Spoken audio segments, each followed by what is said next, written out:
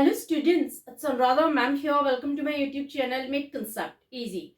आज के video lecture में मैं डिस्कस करूंगी नेशनल एजुकेशन पॉलिसी 2020, जिसे आप शॉर्ट में कहते हैं एनईपी 2020।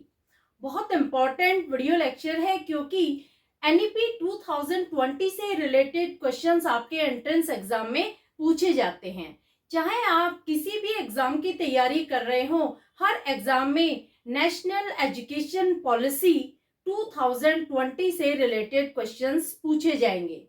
तो पूरा वीडियो लेक्चर स्टार्टिंग से एंड तक फुल कंसंट्रेशन के साथ देखना, ताकि कोई भी की पॉइंट एनईपी 2020 का स्किप ना हो।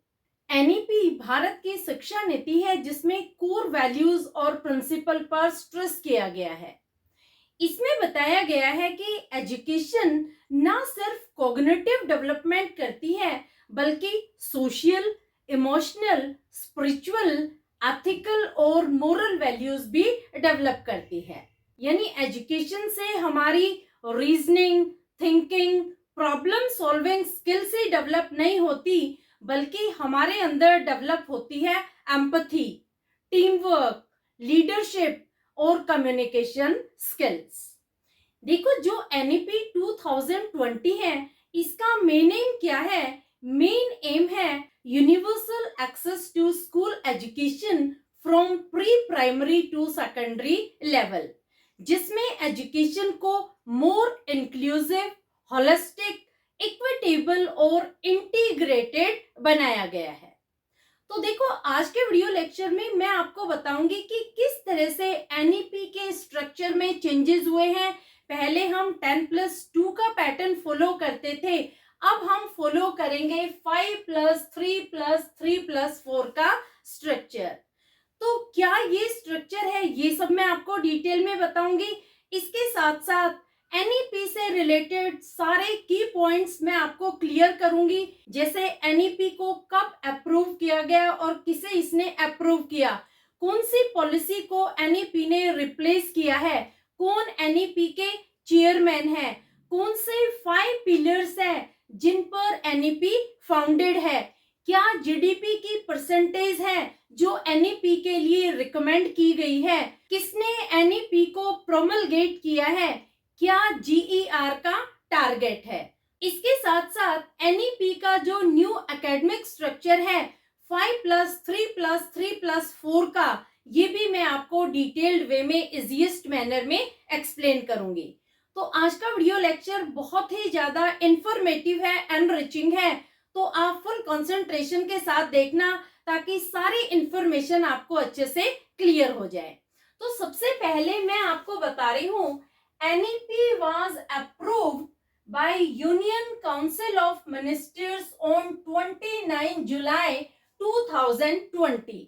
तो देखो, इस स्टेटमेंट में दो क्वेश्चन बन सकते हैं। पहला क्वेश्चन क्या बनेगा कि NEP को कब अप्रूव किया था, तो यहाँ आपको डेट याद रखनी है। डेट है 29 जुलाई 2020। और दूसरा क्वेश्चन क्या बन सकता है कि NEP को अप्रूव करने वाली कौन सी कमेटी थी, किसने इसे अप्रूव किया है, तो इसे अप्रूव किया है यूनियन काउंसिल ऑफ मिनिस्टर्स।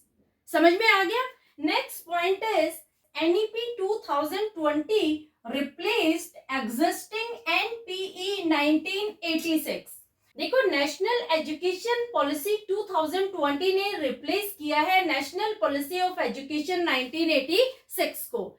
तो ये भी आपको ध्यान रखना है कि एनईपी 2020 ने किसको रिप्लेस किया है, तो रिप्लेस किया है national policy of education 1986।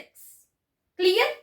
Next point is under the NEP 2020 the name of MHRD was change to ministry of education. ये भी बहुत इंपॉर्टेंट है। एनईपी 2020 के अंडर MHRD, जिसकी फुल फॉर्म है ministry of human resource and development, इसका नाम बदल के रख दिया है मिनिस्ट्री ऑफ एजुकेशन। आपको एक बात बता दूं कि MHRD का नाम पहले था मिनिस्ट्री ऑफ एजुकेशन। 1985 में जब राजीव गांधी प्राइम मिनिस्टर थे, तो उन्होंने MHRD नाम रखा था, मिनिस्ट्री ऑफ एजुकेशन से चेंज करके।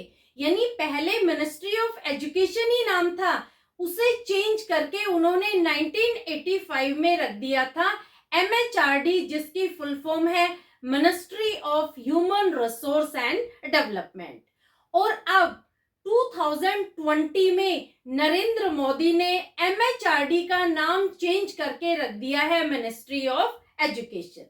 तो आपको क्लियर हुआ, MHRD का नाम चेंज करके अब नाम हो गया है ministry of education. Clear? Next point is the chairman of NEP 2020 is Krishna Swamy Kasturi Rangan, जो फॉर्मर चीफ है इसरो के। ये भी क्वेश्चन आपके एग्जाम में आ सकता है कि NEP 2020 के चेयरमैन कौन है। तो चेयरमैन का नाम है कृष्ण स्वामी कस्तूरी रंगन, ये फॉर्मर चीफ है इसरो के। Clear? Next point is first NEP promulgated by Indira Gandhi in 1968. Second, National Policy of Education announced by Rajiv Gandhi in 1986. Third, NEP promulgated by Narendra Modi in 2020. ये तीनों ही education policy आपको पता होनी चाहिए, बहुत important है। जो सबसे पहली national policy of education announce की गई थी वो ईयर था 1968 और प्राइम मिनिस्टर थी इंदिरा गांधी। तो पहली national policy of education promulgate की गई थी इंदिरा गांधी के द्वारा 1968 में, और दूसरी national policy of education announce की गई थी प्राइम मिनिस्टर राजीव गांधी के द्वारा 1986 में, और third national education policy promulgate की गई है प्राइम मिनिस्टर नरेंद्र मोदी के द्वारा 2020 में। तो तीनों ही एजुकेशन पॉलिसी किसने अनाउंस की है, किसने प्रोमलगेट की है, ये आपको पता होना चाहिए। तीनों प्राइम मिनिस्टर के नाम भी पता होने चाहिए और तीनों के ईयर भी आपको पता होने चाहिए। पहली एजुकेशन पॉलिसी कब अनाउंस की गई थी? 1968 में। देखो, पहली अनाउंस की थी 1968 में और दूसरी अनाउंस की है 1986 में। तो यहाँ पर बहुत इजी है आपको याद रखना, 68 को यहाँ आप चेंज कर देना 86। और प्राइम मिनिस्टर ये दोनों माँ बेटे हैं। इंदिरा गांधी ये फर्स्ट पॉलिसी को प्रोमलगेट करने वाली थी जो 1968 में अनाउंस की थी, और राजीव गांधी ये सेकंड एजुकेशन पॉलिसी को प्रोमलगेट करने वाले थे जिन्होंने 1986 में इसे अनाउंस किया था। और third education policy Narendra Modi ने 2020 में प्रोमलगेट की है, अनाउंस की है, डिक्लेयर की है। ये है नेशनल एजुकेशन पॉलिसी 2020। समझ आया? तो जो NEP 2020 है इसने सेकेंड नेशनल एजुकेशन पॉलिसी को रिप्लेस किया है जो प्रोमलगेट की थी, अनाउंस की थी प्राइम मिनिस्टर राजीव गांधी ने 1986 में। तो क्लियर हो गया? इन तीनों से रिलेटेड क्वेश्चन जरूर आपके एग्जाम में पूछा जाता है। अब देखो नेक्स्ट पॉइंट आता है, NEP 2020 is founded on the 5 guiding pillars। पहला है एक्सेस, दूसरा है इक्विटी, तीसरा क्वालिटी, चौथा अफोर्डेबिलिटी और पांचवा अकाउंटेबिलिटी। देखो, जो नेशनल एजुकेशन पॉलिसी 2020 है इसके 5 गाइडिंग पिलर्स है। 5 गाइडिंग पिलर्स कौन कौन से हैं? पहला पिलर है एक्सेस। एक्सेस का मतलब क्या हुआ कि हर इंडिविजुअल की एजुकेशन तक, शिक्षा तक पहुंच होनी चाहिए, चाहे वो किसी भी कास्ट से रिलेटेड हो, किसी रिलीजन से रिलेटेड हो, किसी भी जेंडर का हो, किसी भी कम्युनिटी से रिलेटेड हो, और चाहे उसका कोई भी इकोनॉमिक और सोशल स्टेटस हो, उसके साथ किसी तरह का कोई भी डिस्क्रिमिनेशन नहीं होना चाहिए। हर पर्सन की एक्सेस होनी चाहिए एजुकेशन तक, irrespective of his cast, colour, creed, gender, economic और सोशल स्टेटस। तो ये फर्स्ट पिलर कंसिडर किया गया था एनईपी 2020 के लिए। दूसरा पिलर आता है इक्विटी। इक्विटी का मतलब क्या है कि इक्वल अपॉर्चुनिटी टू ऑल, हर किसी को समान अपॉर्चुनिटी मिलनी चाहिए, एक जैसा ट्रीटमेंट होना चाहिए, इनजस्टिस नहीं होना चाहिए, डिस्क्रिमिनेशन नहीं होना चाहिए, बायसनेस नहीं होनी चाहिए, प्रेजुडिस नहीं होना चाहिए, हर किसी के साथ इक्वल ट्रीटमेंट हो। तीसरा पिलर आता है क्वालिटी, यानी जब स्टूडेंट्स को एजुकेशन प्रोवाइड की जाए तो उस एजुकेशन से उनके स्किल डेवलप हो, उनके अंदर एबिलिटीज एनहेंस हो, उनकी क्रिटिकल थिंकिंग डेवलप हो, प्रॉब्लम सॉल्विंग स्किल डेवलप हो, रीजनिंग डेवलप हो, वो कोई भी डिसीजन लेने से पहले राइट और रॉन्ग को कंसिडर कर सके।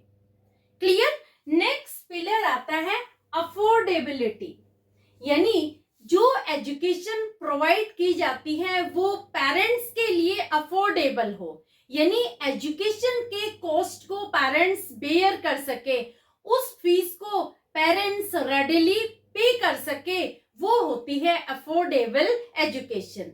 यानी एजुकेशन की इतनी फीस रखना जो हर पेरेंट इजीली पे कर सके, अफोर्ड कर सके, ये है फोर्थ पिलर ऑफ एनईपी 2020। और फिफ्थ पिलर है अकाउंटेबिलिटी।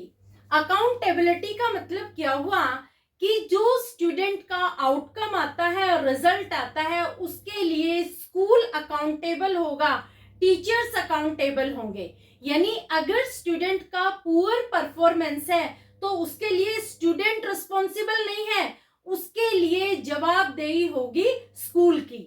इसका मतलब टीचर की जो टीचिंग स्किल है, जो टीचिंग मेथोडोलॉजी है, वही डिफेक्टिव है जिस वजह से बच्चे का पुअर परफॉर्मेंस हुआ है। तो यहाँ पर जो अकाउंटेबिलिटी होती है, जो जवाबदेही होती है, वो स्टूडेंट की नहीं होगी, वो होगी स्कूल की और टीचर्स की। तो ये भी बहुत इंपॉर्टेंट है। एनईपी के पिलर से रिलेटेड भी क्वेश्चन आपके एग्जाम में पूछा जा सकता है कि एनईपी के कितने पिलर हैं। तो आंसर है एनईपी 2020 के 5 पिलर्स हैं। कौन कौन से पिलर्स हैं? पहला है एक्सेस, दूसरा है इक्विटी, तीसरा है क्वालिटी, चौथा है अफोर्डेबिलिटी और पांचवा है अकाउंटेबिलिटी। तो ये भी आपको ध्यान रखना है कि जो एनईपी 2020 है ये 5 पिलर पर बेस्ड है। क्लियर। नेक्स्ट पॉइंट आता है NEP 2020 recommends increasing public investment in education to 6% of India's GDP। ये बहुत इंपॉर्टेंट है, आपसे परसेंटेज पूछी जा सकती है कि इंडिया की जीडीपी का कितना परसेंट एजुकेशन में इन्वेस्ट करने के लिए रिकमेंड किया गया था। तो ये है 6% ऑफ इंडियाज जीडीपी। समझ में आया? जो सेंट्रल गवर्नमेंट और स्टेट गवर्नमेंट है, इन दोनों ने मिलकर डिसाइड किया कि इंडिया की जीडीपी का 6% इन्वेस्ट करेंगे एजुकेशन में।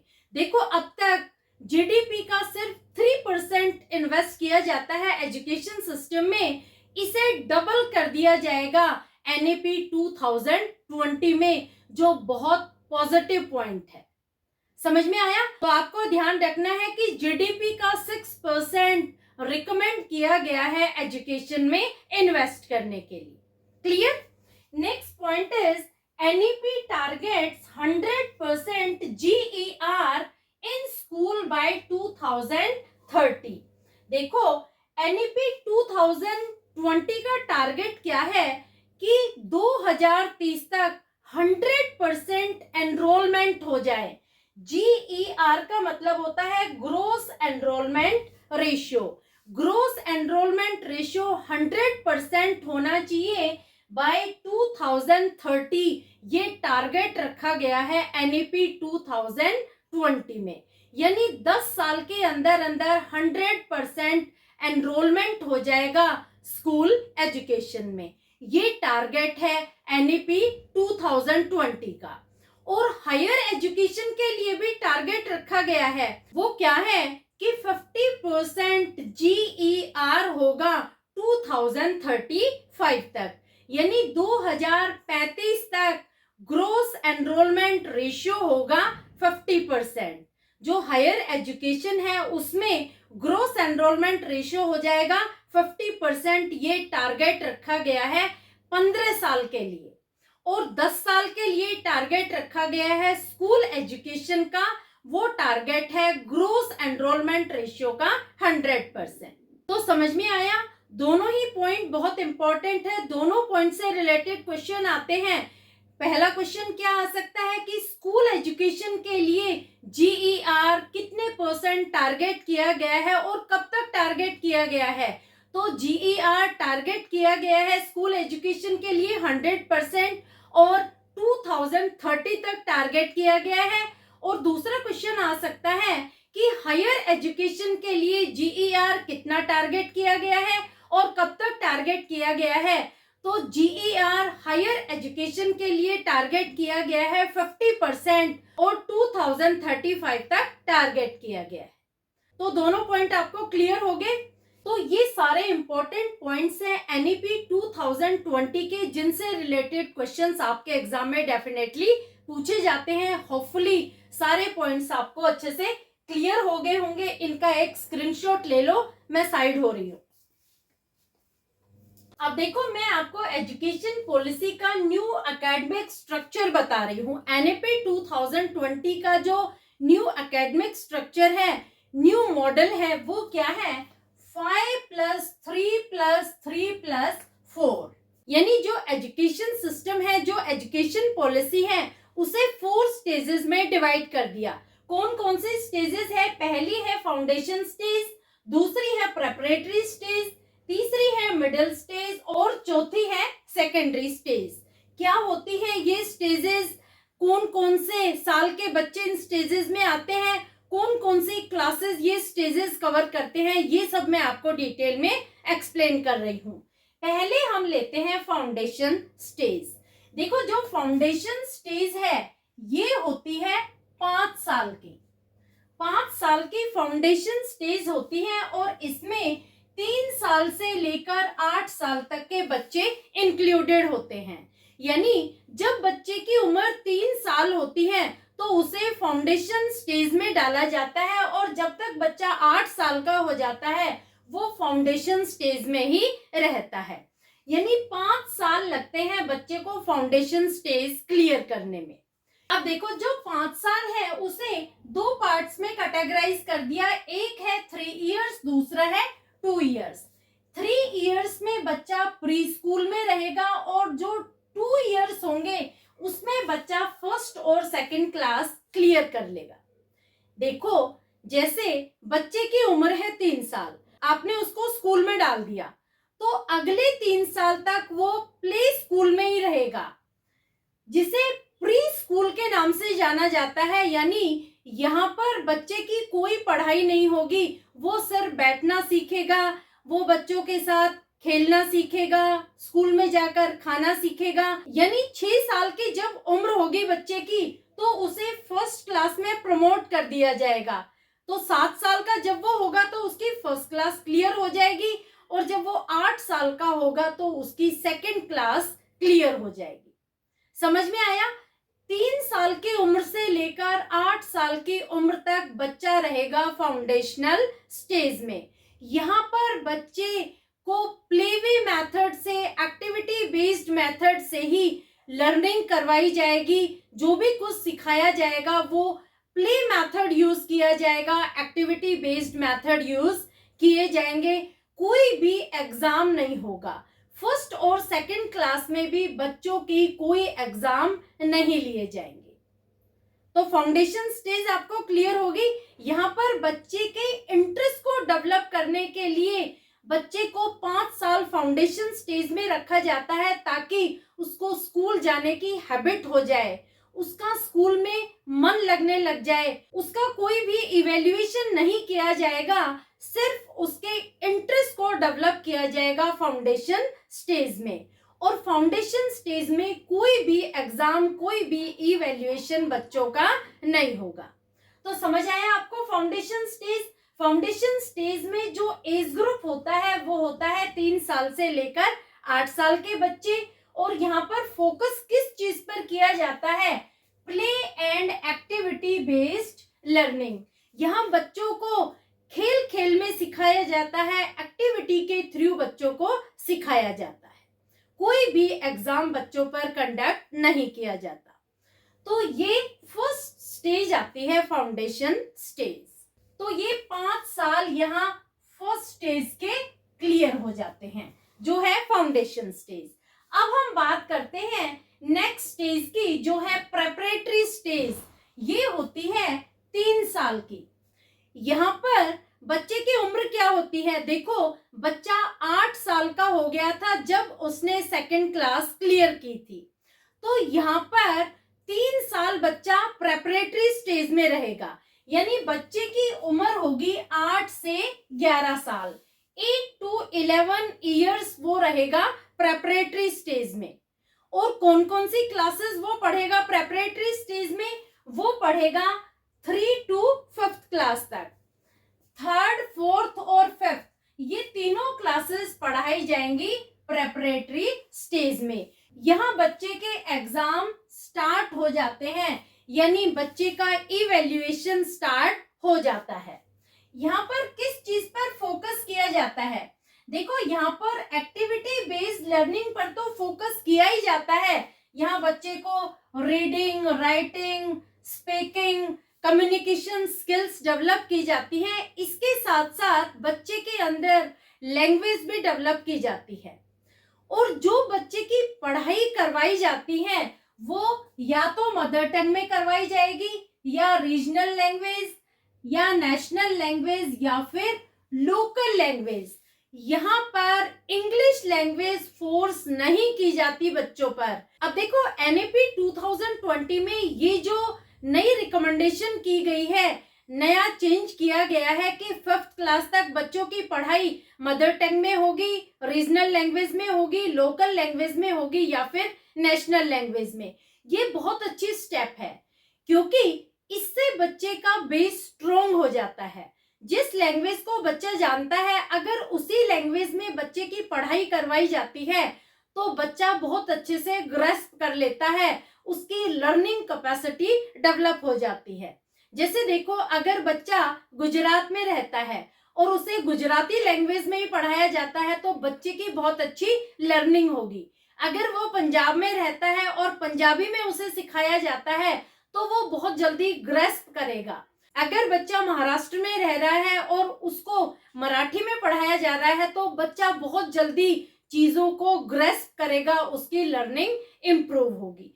तो यहाँ पर इंग्लिश को मैंडेटरी नहीं किया गया है, यहाँ पर फोकस किया गया है बच्चे की मदर टंग, उसकी रीजनल लैंग्वेज, उसकी लोकल लैंग्वेज, या फिर नेशनल लैंग्वेज पर। 5वीं क्लास तक बच्चे की इन्हीं लैंग्वेज में पढ़ाई होगी, यहाँ पर इंग्लिश पर फोकस नहीं किया जाएगा।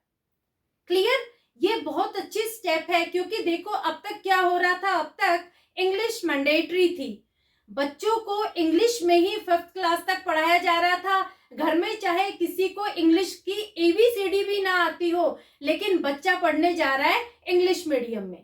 तो इसका रिजल्ट क्या होता है कि घर से बच्चे को कोई असिस्टेंस नहीं मिल पाती, पेरेंट्स को कुछ नहीं पता इंग्लिश के बारे में।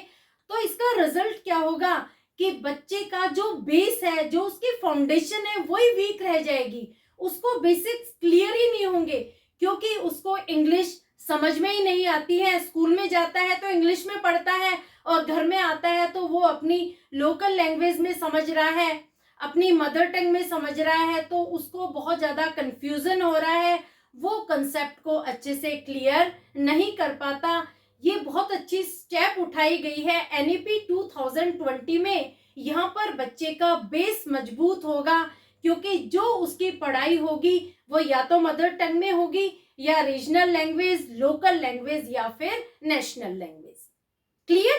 तो ये सेकंड स्टेज भी आपको क्लियर होगी कि 3 साल की आगे जो बच्चा पढ़ाई करेगा वो करेगा प्रेपरेटरी स्टेज में। अब आती है तीसरी स्टेज, वो है मिडिल स्टेज। ये भी 3 साल की होती है। देखो बच्चे ने 5th क्लास प्रेपरेटरी स्टेज में ही क्लियर कर ली। मिडिल स्टेज में जब बच्चा आएगा तो वो 6th क्लास से स्टार्ट करेगा, यानी 6th क्लास से लेकर 8th क्लास तक बच्चा रहेगा मिडिल स्टेज में। 3 साल बच्चा मिडिल स्टेज में पढ़ाई करेगा और यहाँ पर बच्चे की एज होती है 11 to 14 ईयर्स। यानी जब बच्चा मिडिल स्टेज में आता है तो वो एंटर करता है 11 साल की उम्र में, और जब वो कंप्लीट करता है मिडिल स्टेज को तो उसकी उम्र होती है 14 साल। 3 साल वो पढ़ाई करता है मिडिल स्टेज में। देखो यहाँ पर किस चीज पर फोकस किया जाता है। यहाँ पर बच्चे को कंप्यूटर सिखाया जाता है, यहाँ पर बच्चे को कोडिंग सिखाई जाती है, कंप्यूटर के बेसिक्स सिखाए जाते हैं। दूसरा, यहाँ पर वोकेशनल एजुकेशन इंट्रोड्यूस की जाती है। वोकेशनल एजुकेशन का मतलब क्या हुआ कि बच्चे का जिस चीज में इंटरेस्ट है उसी से रिलेटेड उसे एजुकेशन प्रोवाइड की जाती है। जैसे जो बच्चे टेलरिंग सीखना चाहते हैं उसे टेलरिंग से रिलेटेड एजुकेशन दी जाती है। जो पोट्री सीखना चाहते हैं पोट्री से रिलेटेड एजुकेशन प्रोवाइड की जाती है। जो कारपेंटर बनना चाहते हैं तो कारपेंट्री से रिलेटेड उन्हें एजुकेशन प्रोवाइड की जाती है। जो लड़कियां स्टिचिंग सीखना चाहती हैं, जो कुकिंग सीखना चाहती हैं, तो उन्हीं से रिलेटेड उन्हें एजुकेशन प्रोवाइड की जाती है। ये होती है वोकेशनल एजुकेशन। और यहाँ पर प्रैक्टिकल भी करवाए जाते हैं, थियोरी के साथ साथ उनको प्रैक्टिकल ट्रेनिंग दी जाती है और इसके मार्क्स भी उनके एग्जाम में ऐड किए जाते हैं। तो ये बहुत अच्छी स्टेप है जो एनईपी 2020 में मिडिल स्टेज में ही इंट्रोड्यूस कर दी गई है वोकेशनल एजुकेशन। यानी जब बच्चा 6th क्लास में आता है तभी से उसे उसके इंटरेस्ट की एजुकेशन प्रोवाइड की जाती है, वोकेशन प्रोवाइड किया जाता है, ताकि बड़ा होकर वो अपने हाथ का काम कर सके। अगर उसे कहीं कोई एम्प्लॉयमेंट नहीं मिलता है, नौकरी नहीं मिलती है, तो वो जिस चीज में एक्सपर्ट बना है, जो एक्सपर्टीज उसे मिली है वोकेशन में, वो अपना वोकेशन स्टार्ट करके अपनी लाइवलीहुड अर्न कर सकता है। क्लियर? और सारे वही सब्जेक्ट हैं, मैथ, साइंस, आर्ट्स, ये सारे वही सब्जेक्ट हैं जो आज तक हम पढ़ते आए हैं। इसके साथ साथ बच्चे को एक इंडियन लैंग्वेज भी सीखनी होगी, चाहे वो संस्कृत ले सकता है, तो यहाँ पर इंडियन लैंग्वेज भी कंपलसरी है इन सारे सब्जेक्ट्स के साथ। तो समझ में आई मिडिल स्टेज? यहाँ पर हमारी मिडिल स्टेज जो 3 साल की है वो भी क्लियर हो गई। क्लियर? अब हम मूव करते हैं लास्ट स्टेज पे जो है सेकेंडरी स्टेज। ये होती है 4 साल की। देखो जब बच्चा सेकेंडरी स्टेज में आएगा तो उसकी उम्र होगी 14 साल, और जब तक वो 18 साल का होगा तब तक वो रहेगा सेकेंडरी स्टेज में। सेकेंडरी स्टेज में बच्चा 9 से लेकर 12th क्लास तक पढ़ाई करता है। 9 से लेकर 12th क्लास को सेकेंडरी स्टेज में इंक्लूड किया गया है। इस स्टेज को भी 2 फेजेस में डिवाइड कर दिया गया है। फेज 1 में आती है 9th एंड 10th क्लास, और फेज 2 में आती है 11th एंड 12th क्लास। देखो यहाँ पर किस चीज पर फोकस किया जाता है? यहाँ पर फोकस किया जाता है multi disciplinary education plus critical thinking. यहाँ पर बच्चे को मल्टीपल सब्जेक्ट के ऑप्शंस मिलते हैं। देखो अब तक क्या होता था कि आपने 10th पास आउट कर ली तो आपसे पूछा जाता था कि कौन से स्ट्रीम लेंगे, आर्ट्स लेंगे, कॉमर्स लेंगे या फिर साइंस लेंगे। लेकिन अब ये सब खत्म हो गया। अब क्या हो गया कि बच्चे का जिस सब्जेक्ट में इंटरेस्ट है वो अपने इंटरेस्ट के अकॉर्डिंग मल्टीपल सब्जेक्ट चूज कर सकता है। जैसे देखो एक बच्चा बायोलॉजी ले रहा है और उसका इंटरेस्ट है कि वो अकाउंट्स भी सीखना चाहता है, तो वो अकाउंट्स भी ले सकता है। इसके साथ साथ अगर वो हिस्ट्री में भी इंटरेस्टेड है तो वो हिस्ट्री भी सेलेक्ट कर सकता है। तो यहाँ पर मल्टीपल ऑप्शन मिलेंगे बच्चे को चूज करने के लिए जो स्ट्रीम सिस्टम है आर्ट्स, कॉमर्स और साइंस, इसे खत्म कर दिया गया है, एलिमिनेट कर दिया गया है। तो सेकेंडरी स्टेज आपको समझ में आई। सेकेंडरी स्टेज में बच्चे को मल्टीपल ऑप्शंस मिलेंगे सब्जेक्ट चूज करने के लिए, वो अपनी पसंद के सब्जेक्ट चूज करके आगे पढ़ाई कर सकता है। लेकिन देखो यहाँ पर एक जो चेंज किया है वो किया है एग्जामिनेशन सिस्टम में। जो 10th और 12th के एग्जाम होंगे वो board exam as it is होंगे, लेकिन चेंज क्या किया है कि यहाँ पर सेमेस्टर वाइज एग्जाम होंगे। यानी अब तक क्या होता था कि साल में एक एग्जाम होता था जो बोर्ड का होता था, लेकिन अब एक साल में 2 बार एग्जाम होंगे। पहला एग्जाम होगा ऑब्जेक्टिव टाइप और दूसरा होगा डिस्क्रिप्टिव टाइप। ये मेजर चेंजेस किए गए हैं सेकेंडरी स्टेज में। यानी जब बच्चा 10th का एग्जाम देगा तो बोर्ड का एग्जाम होगा एज इट इज, लेकिन 10th के एग्जाम में उसे 2 पेपर देने होंगे।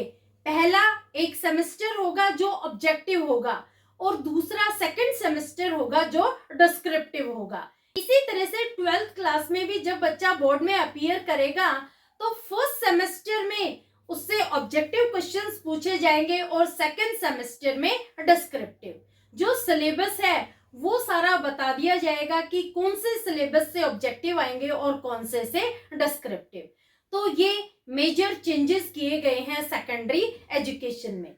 इसका पॉजिटिव पॉइंट ऑफ व्यू क्या है कि बच्चे की लर्निंग बहुत अच्छे से होगी। दूसरा, बच्चा अटेंटिव होगा, उसे पता है कि सेमेस्टर वाइज एग्जाम होने हैं तो बच्चा पूरे साल कंटिन्यूटी के साथ पढ़ाई करेगा। अब तक क्या होता था कि बच्चे को पता है साल में एग्जाम होने हैं तो वो लास्ट के 2-3 महीने पढ़ाई करता था, लेकिन अब 6 महीने में जब एग्जाम होंगे तो वो पहले भी 6 महीने पर फोकस करेगा, क्योंकि उसको अच्छे मार्क्स लाने हैं 6 मंथ में जो फर्स्ट सेमेस्टर है उसमें, और नेक्स्ट सेमेस्टर में भी वो अपनी फुल अटेंशन पे करेगा क्योंकि उसको अच्छे मार्क्स अचीव करने हैं।